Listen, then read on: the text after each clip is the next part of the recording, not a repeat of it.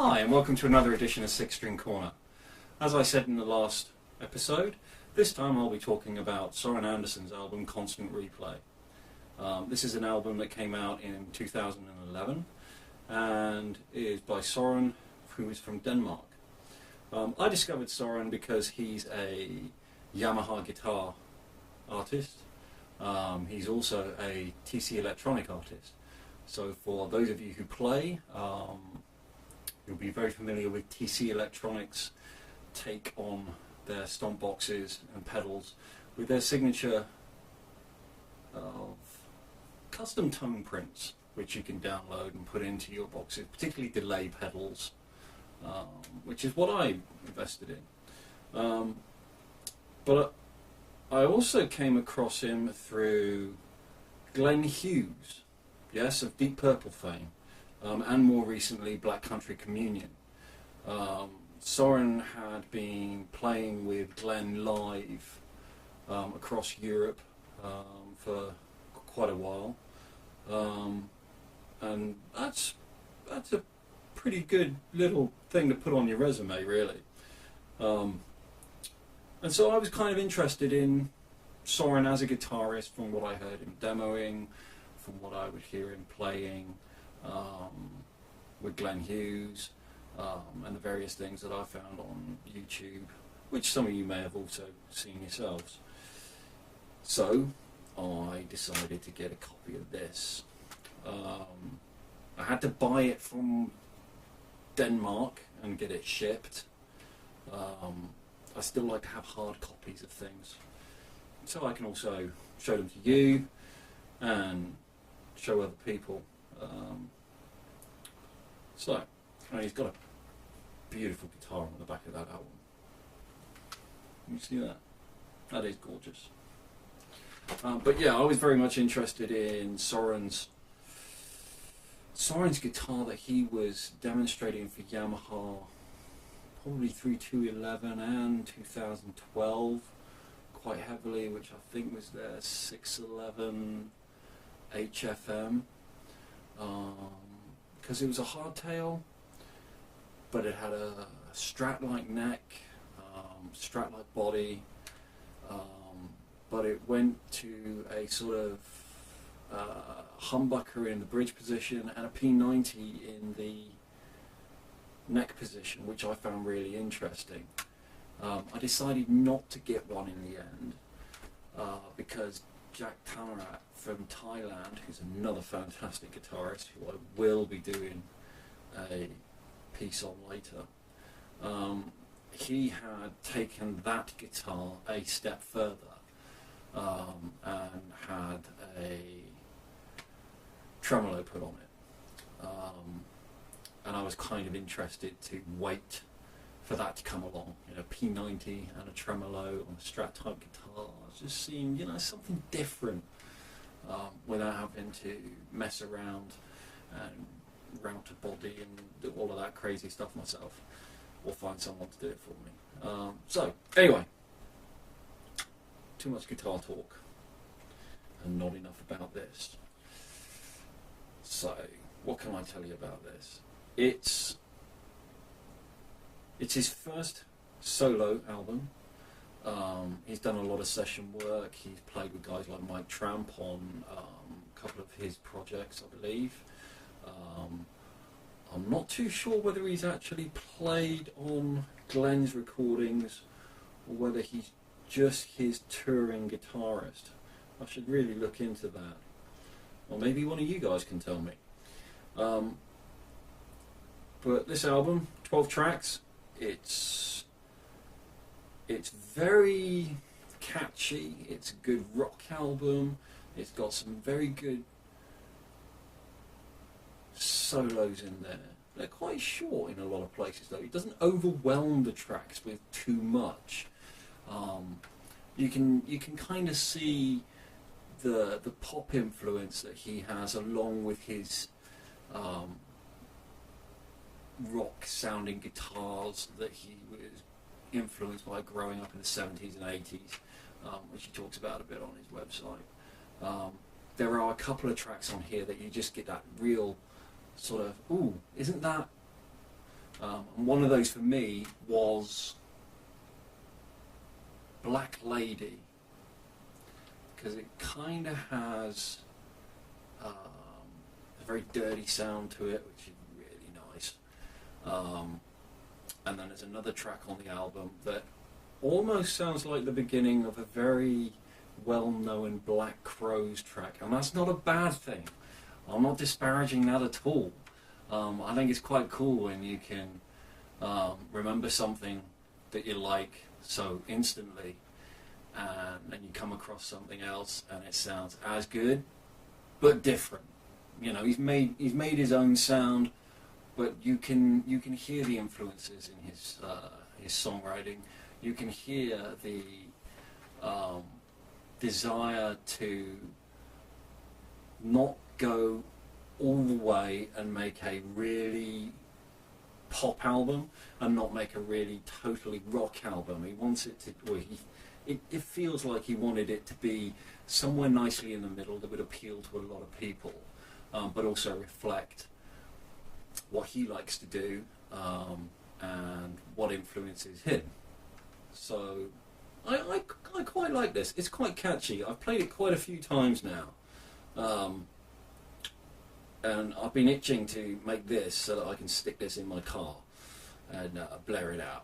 You know, that's always a good test of a rock album, when you can drive to it. For me, anyway. And he's also working on another album, which I believe he started working on in 2012 in his studio that he co-owns in Copenhagen. But he's been getting guys in to do bits of the tracks. If you follow his YouTube channel, you'll see where he's done some vlogs about getting a drummer in that he really liked. But he was only able to get him, you know, when he wasn't touring with someone else. And the usual drawbacks of being a professional musician. Too many fingers and too many pies. And very difficult to get everybody together at the same time. So this second album of his that he's working on, which I believe is an instrumental album, which I'm really keen to listen to. He's got part of one of the tracks up on his website, which I'll put a link to below, so that when you open up the website, that track automatically starts playing. And although it's got the cover of this on the website, it's not on this album. It's one of the tracks he's recording for the next album. And it's quite catchy. Yeah, it's got a good feel to it. I really like it. So I'm very keen to get his next offering. I would say if you want something that's a nice sort of blend of, poppy rock, not hard rock, then this has got a nice catchy feel to it. There's some nice little licks in there that I quite appreciate and quite like, because I can hear the influences from different guys on there. Like there's one track on this called Cold Shock, but it's called Cold Shock, CH instead of SH. And initially I thought, oh, that's a tip of the hat to Stevie Ray Vaughan and his great song Cold Shock. But it's nothing like that. But you can hear the influence in there. So I'd be quite interested to hear from Soren if he ever posts anywhere whether that was just coincidence or whether that was the theme he was going for. And yeah, it's really nice guitar sounds. Most of the songs have got a very different production value on them in terms of the tone he's getting from his guitar. You can hear, the really sort of crunchy blues in quite a few of the tracks, but there are also elements where there's that almost synthesized guitar sound, where he's, tried to get a different type of song out. So it's not all one. It's not all one theme, which is probably what makes this album so appealing. In that, you know, you haven't got 12 tracks that all sound the same. You've got a nice blend of a variation. I mean, there's no out-and-out acoustic ballad on there or anything like that. They are all electric guitar through an amp, with drums and, you know, rhythm section filling that up, bass, maybe a little bit of synthesizer in places. But the guitar's definitely, you know, the predominant thing there. I believe Soren sings on all of his own tracks, and it's quite a nice voice too. And he's got a very soulful touch as well, which I think is often missed by quite a lot of people I've seen commenting on his play style.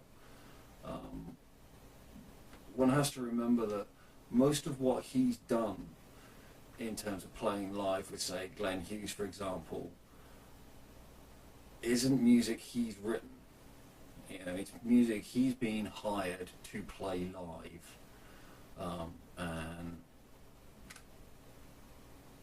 so, you know, finding your own way of playing that, being allowed to play it in your own way, can sometimes be difficult when you're the hired hand in the band.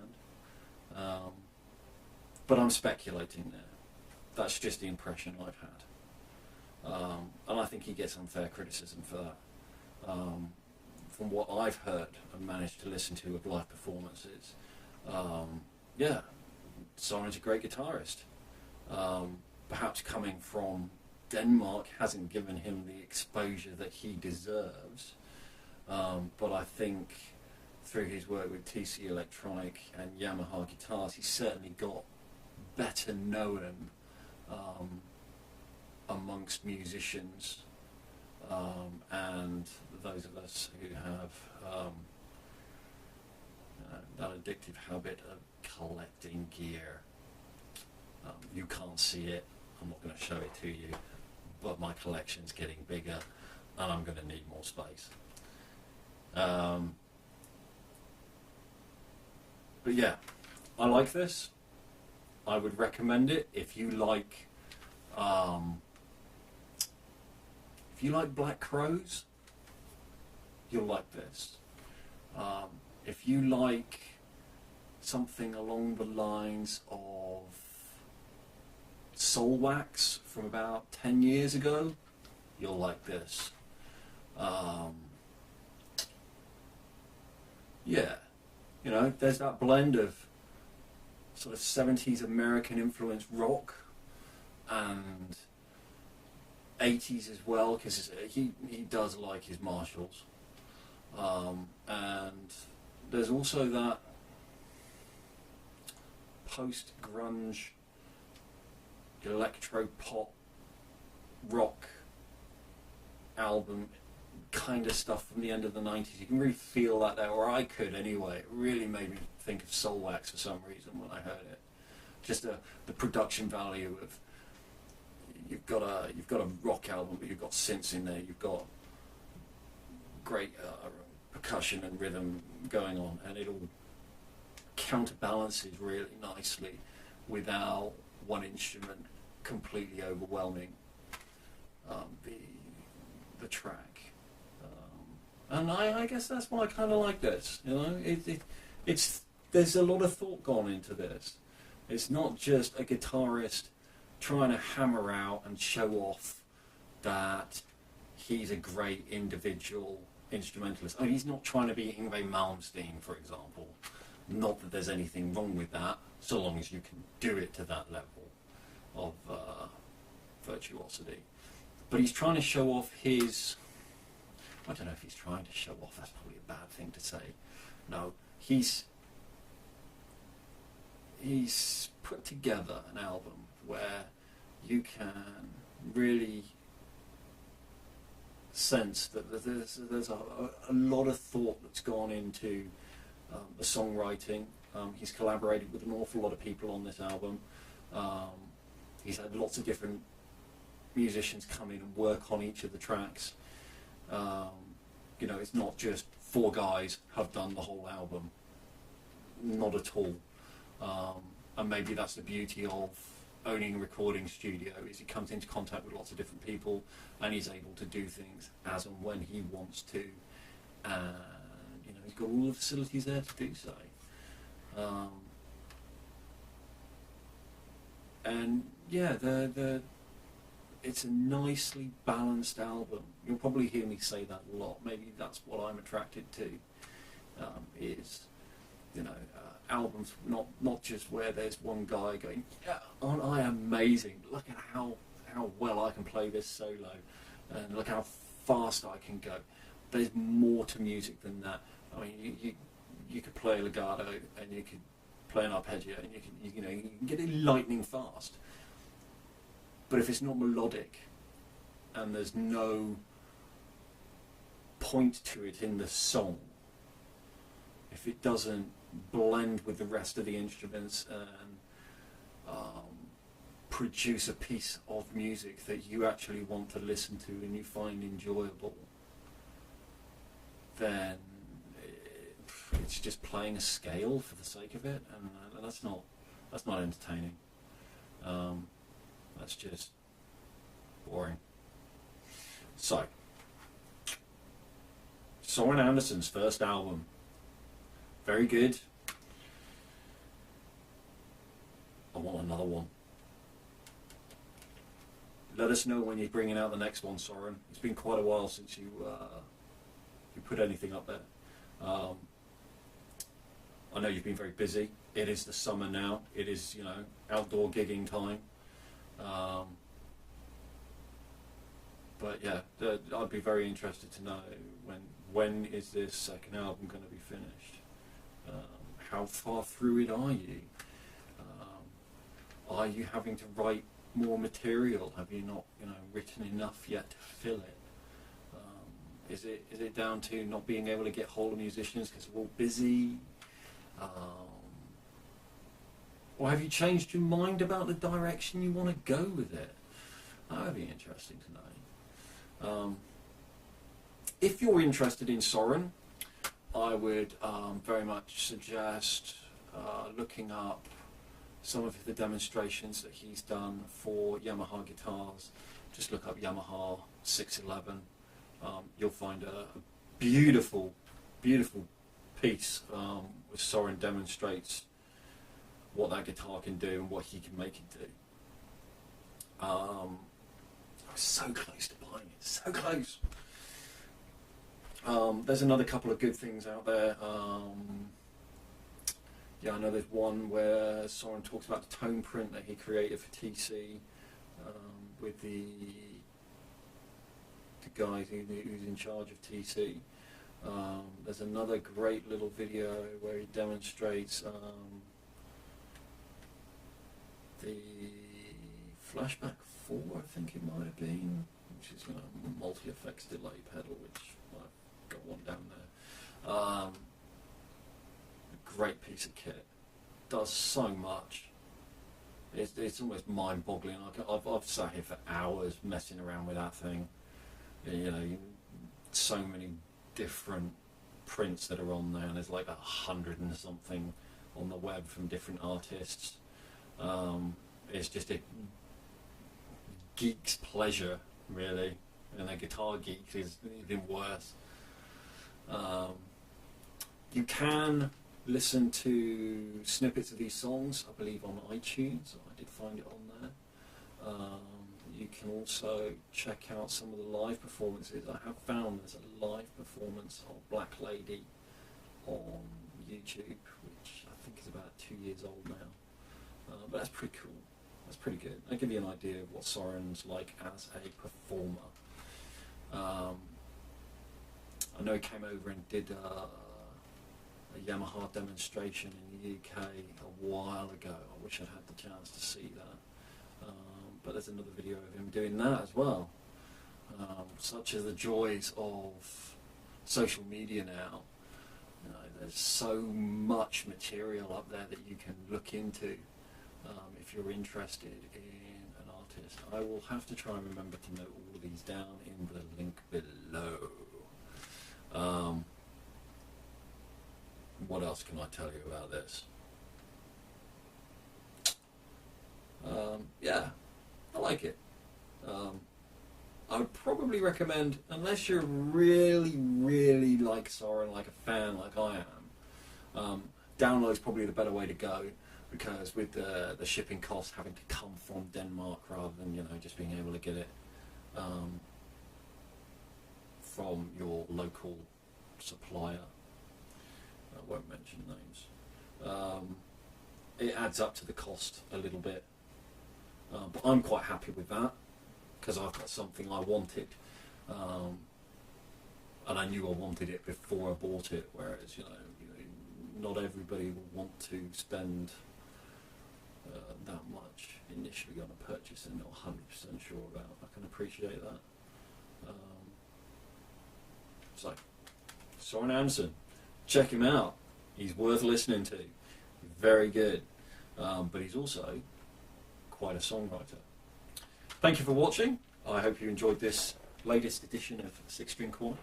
Next time, I'm going to be reviewing Inside Out by Rick Graham, an English guitarist.